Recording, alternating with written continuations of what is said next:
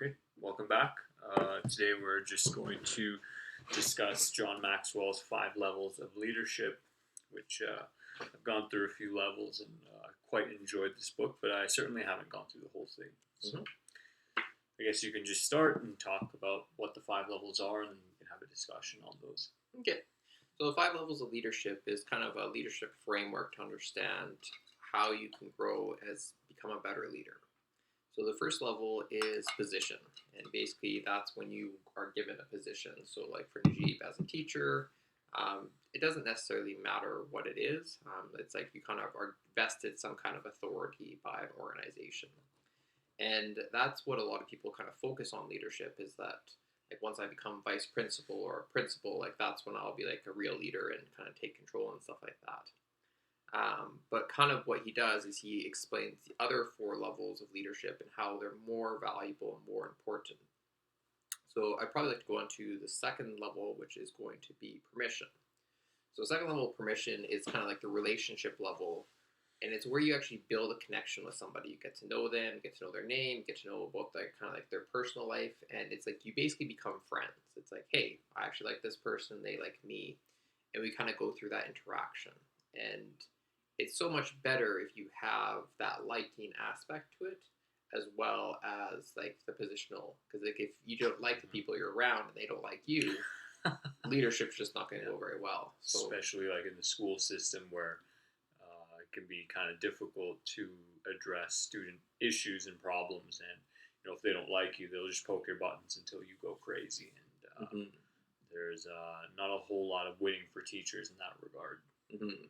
Yeah, so the permission is very important, and I found that kind of like some people are typically much more on the people who are more nurturing tend to be much better with the permission because they're naturally looking to make friendships and build connections and stuff like that. And then there's other people who tend to be more focused on level 3, which is production. And so production is more where ideally it's like you have your position and then you've added on the relationship aspect and now you're actually doing something. Because if you're just the relational level, the permission level, you can just be hanging around, being friends and stuff like that, but you're not actually getting necessarily anything done. And so level 3 production is where you actually start being like, okay, here's the goal, here's what we're going to make happen, here's all that kind of stuff.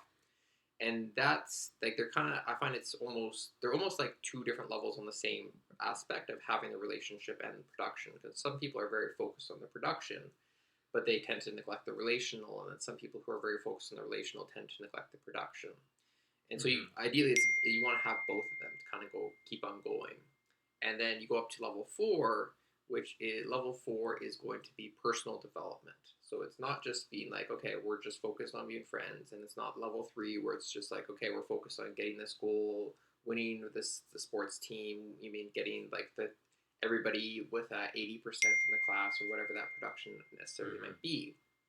But level 4 is actually personal development, where it's you're actually taking a personal interest in somebody else and helping them get to become the best version of themselves. So it's like in work, it's like training might be, okay, how do you get better at answering the phone and all that kind of stuff.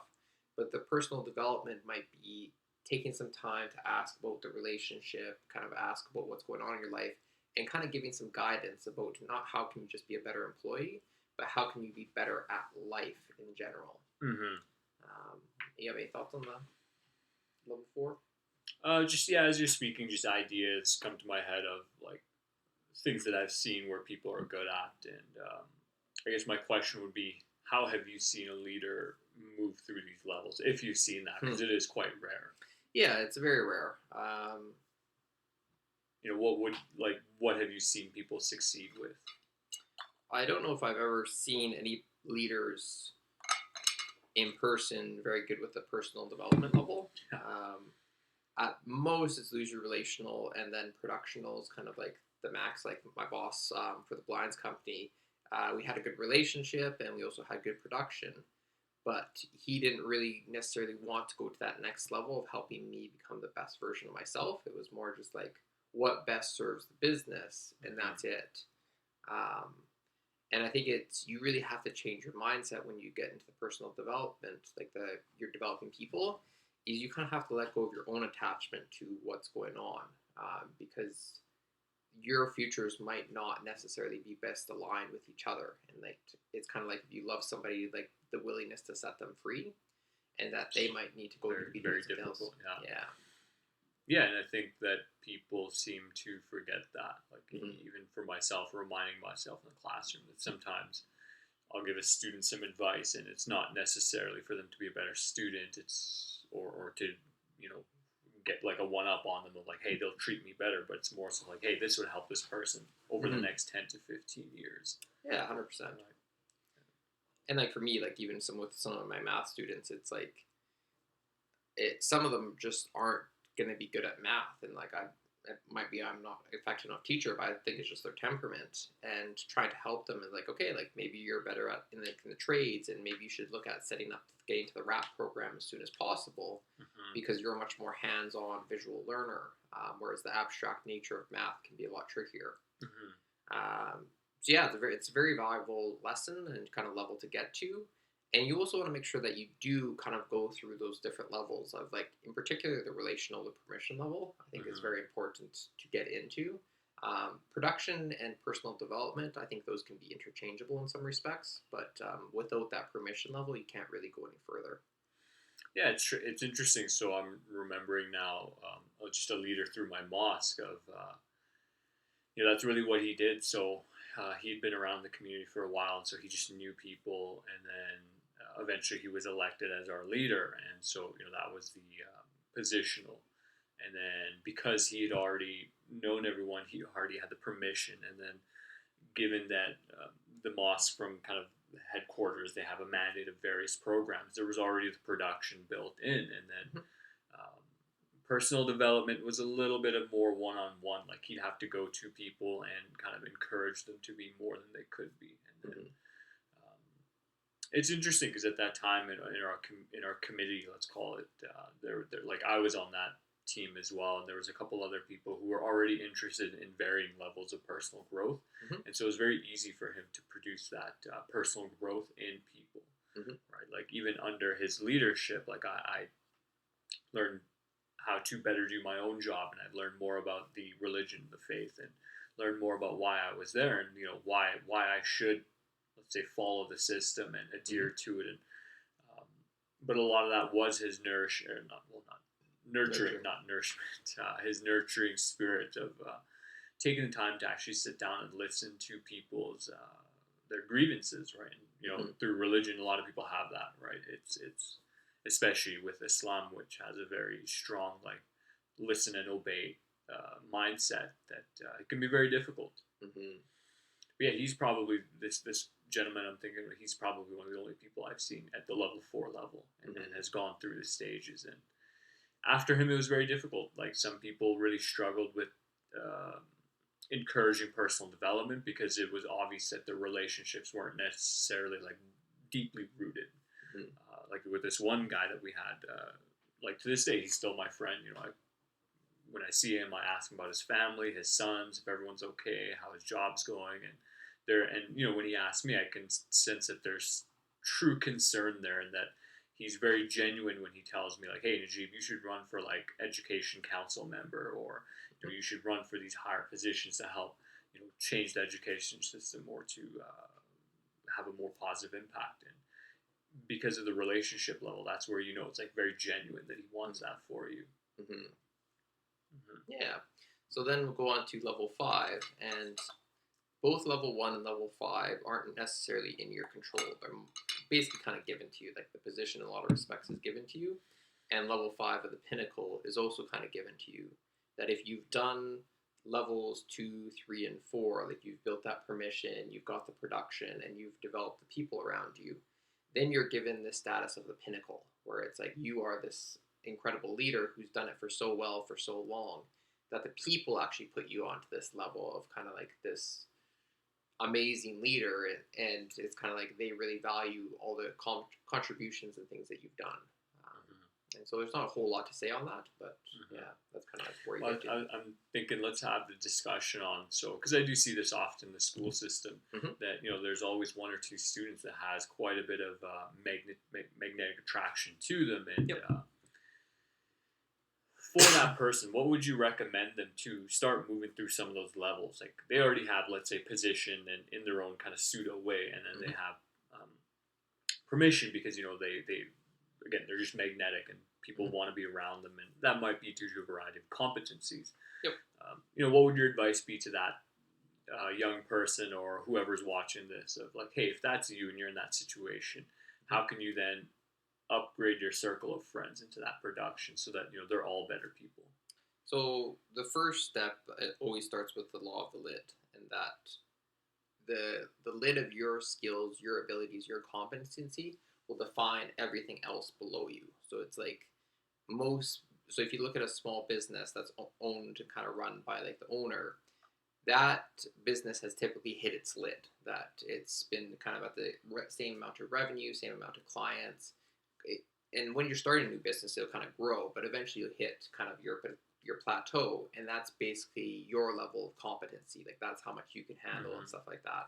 And so I think for pastors in America, it was about 112 people is the average church size, because that's all one kind of leader can typically handle by themselves. And so what you really want to do in that case is you want to develop yourself and to be the best version of yourself. It's like, how can you grow and kind of find valuable skills? Because a lot of the skills in school don't have necessarily a lot of unique value to them. It's that everybody's kind of learning these skills, and the marketplace pays for scarcity. It pays for what's rare, not necessarily what's valuable. Like water is intrinsically valuable. We die without it. But because it's not necessarily in scarce supply, we don't typically pay a lot of money for it. And so what you want to learn is skills that are very valuable and very unique and very rare that a lot of people don't have. So to me, it's like leadership and marketing and maybe like property management and investing. Like there's a whole unique set of skills.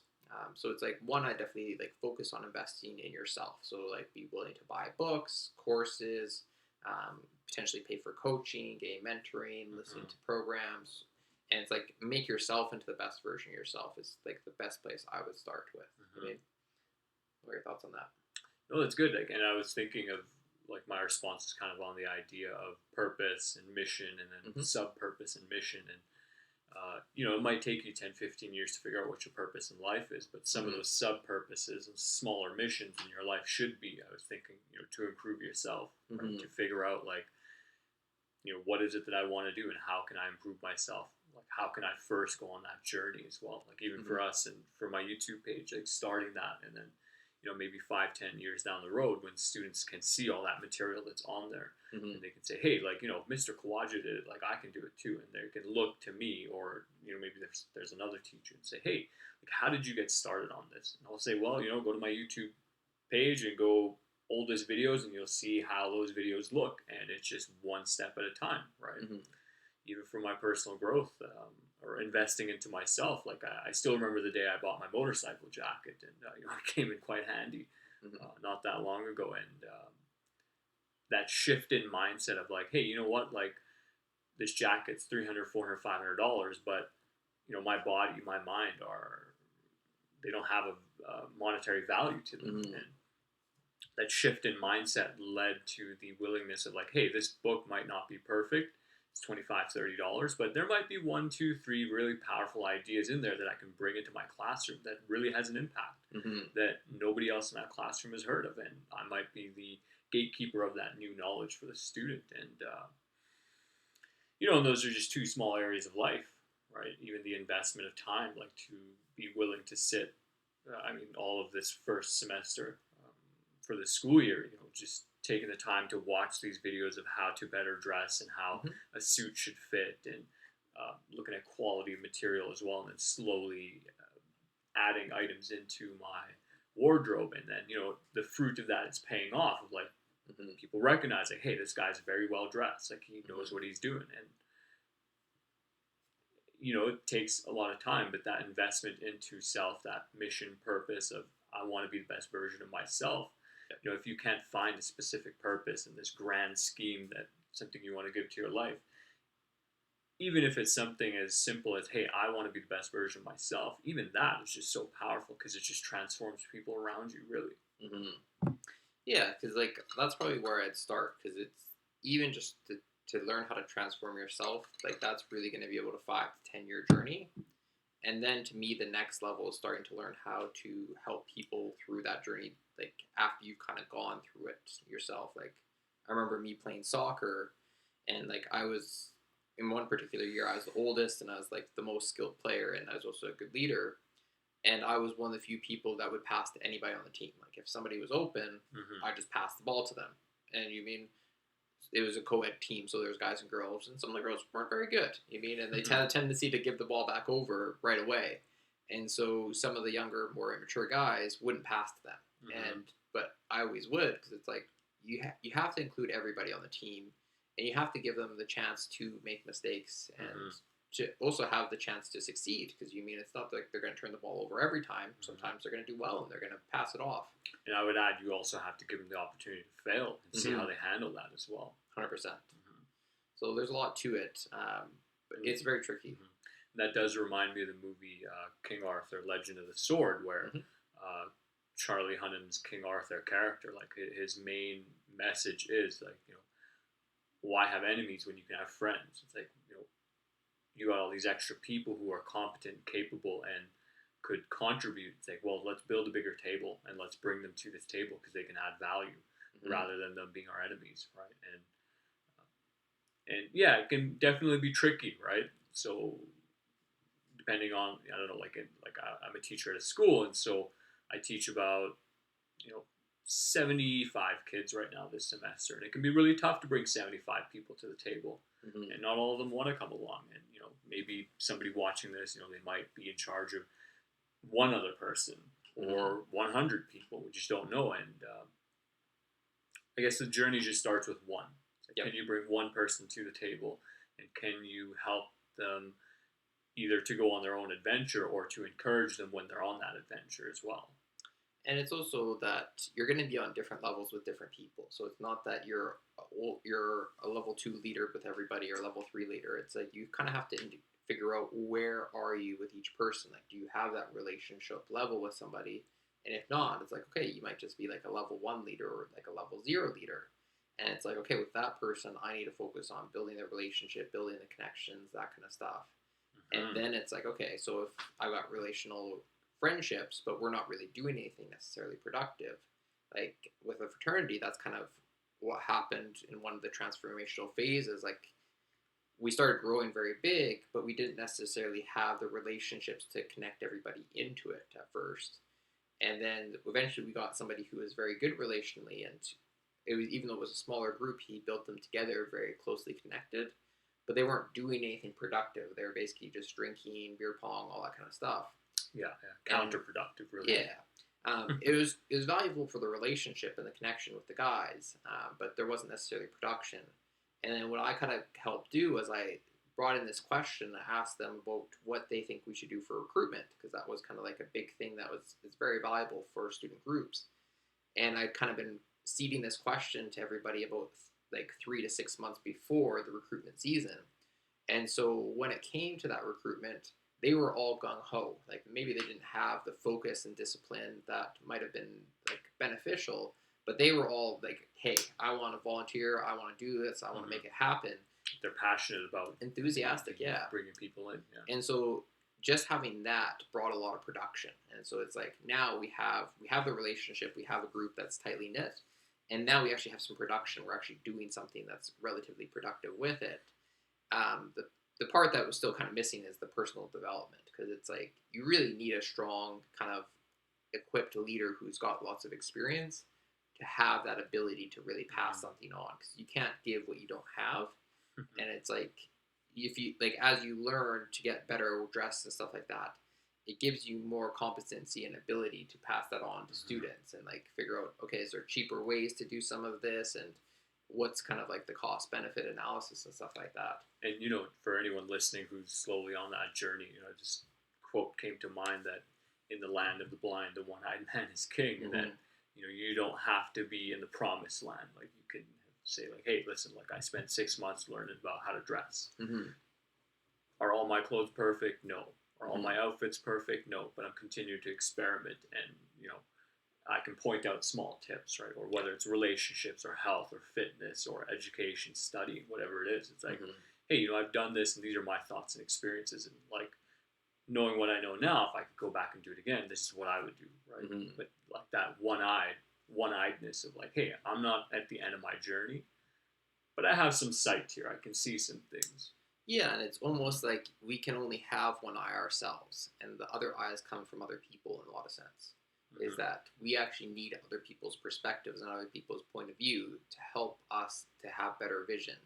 And so with me, it's like with each new student that I tutor for math and stuff like that, I get a new experience and I get to see questions from a different angle and see what kind of holes or how to explain things better and stuff like that. And so I wouldn't say that each one of them is an eye, but each one is kind of additional perspective, and it kind of makes me a more comprehensive and better suited math tutor. And it's probably still going to be another 2 to 5 years to kind of really put it together where I feel pretty confident with it. But you just kind of have to continue to go through that process and development. That's pretty good. Anything else? No, I think I'm good. All right, we'll wrap it up there. Okay.